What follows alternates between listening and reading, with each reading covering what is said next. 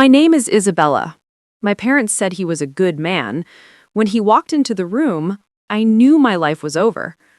My old life was simple. I lived in a small village. The houses were close together.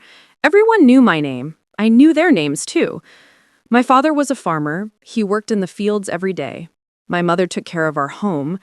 We had a small house. It was not big, but it was full of love. I had two younger brothers. They made a lot of noise, but I loved them.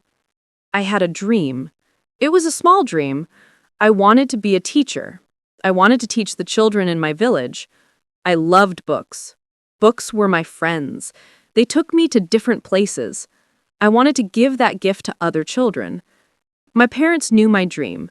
They said, "Isabella, you are smart. You can do anything." They worked hard to send me to the village school. I was so happy there. One evening, my parents called me. They looked very serious. My heart felt heavy. I knew something was wrong. My father did not look at me. My mother held my hand. Her hand was cold. "Isabella," she said, "a man wants to marry you." I did not understand. Marry me? I was only 18. I wanted to study more. I wanted to be a teacher. I said, "No, I don't want to get married." My father finally looked at me. His eyes were sad. "We have no choice," he said. "The crops were bad this year. We have no money. This man is rich. He is from a good family. He can help us. He can help your brothers." I felt a tear run down my face. "But I don't know him," I whispered. "He is a good man," my mother said again. "His name is Daniel. He lives in the city. He will give you a good life." A good life? What was a good life? Was it a big house and nice clothes? My life in the village was good. I had my family. I had my dreams. Now everything was going away. They were selling my dreams for money. I was angry, but I saw the sadness in my parents' eyes. They were not doing this to hurt me. They were doing this to survive.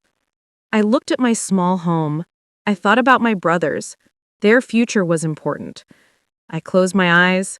I said, "Okay, I will do it." I never saw a picture of him. My parents only told me his name, Daniel. The name felt strange in my mouth.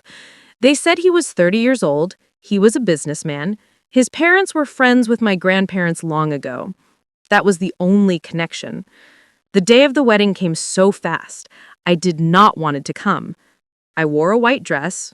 It was a beautiful dress. My mother made it for me, but I did not feel beautiful.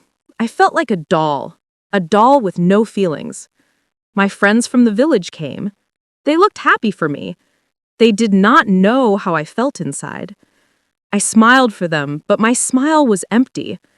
I stood in the small village church. I waited for him. I waited for the man named Daniel. People started to whisper. Then the door opened. A man walked in. He was tall. He wore a dark suit. He had dark hair and serious eyes. He did not smile. He walked to the front of the church. He stood next to me. He did not look at me. I could feel my heart beating so fast. It felt like a drum, a sad drum. This was him. This was Daniel, my husband. The ceremony was short. I said, "I do." My voice was small. I did not recognize my own voice. He said, "I do." His voice was deep and steady. He put a cold ring on my finger. And just like that, I was married. I was Mrs. Isabella, but I was not me anymore. After the wedding, there was a small party. I sat next to him at a long table. We did not talk. He ate his food slowly.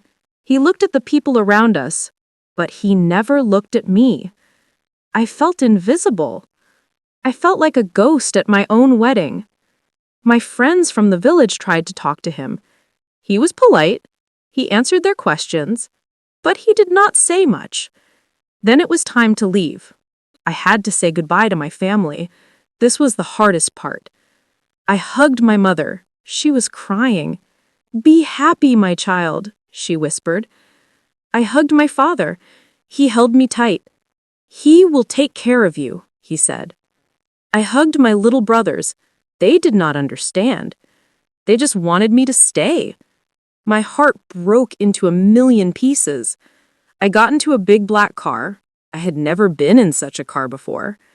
It was dark inside. Daniel got on the other side. The car started to move. I looked out the window.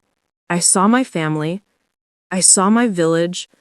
I saw my whole life getting smaller and smaller. Then, it was gone.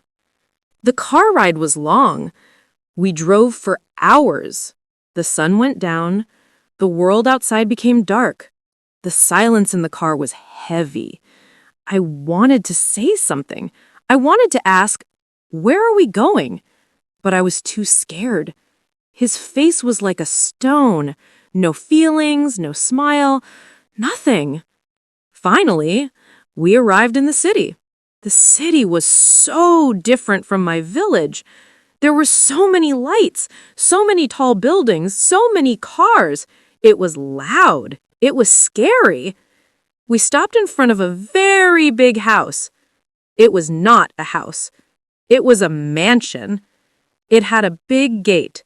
The gate opened slowly. The car drove inside. The house was dark. A woman opened the door. She was older. She wore a black dress. "Welcome, Mr. Daniel." "Welcome, Mrs. Daniel," she said. Her voice was flat. Daniel got out of the car. He walked into the house. He did not wait for me. I felt so small. I got out of the car and followed him. Inside the house was huge. The floor was shiny marble. There was a big staircase. Everything was cold and empty. It did not feel like a home. It felt like a museum. The older woman showed me to my room. "This is your room, madam," she said. My room. Not our room. My room. The room was bigger than my entire house in the village. It had a huge bed with white sheets. It had a big window. I looked out the window. I could only see more dark buildings. The woman left. I was alone. I sat on the edge of the bed. The bed was soft, but I felt no comfort. I was in a strange house in a strange city with a strange man, a man who was my husband. I started to cry. I cried for my home. I cried for my family. I cried for my lost dreams. After some time, I heard a knock on the door. My heart jumped. The door opened slowly. It was him. It was Daniel. He walked into the room. He stood there by the door. He just looked at me. His eyes were dark. I could not read them. I could not breathe. This was it. This was my new life. This was my first night. I looked at his serious face, and I knew my life was over. The life of Isabella, the girl from the village, was finished. He did not move closer. He just stood there.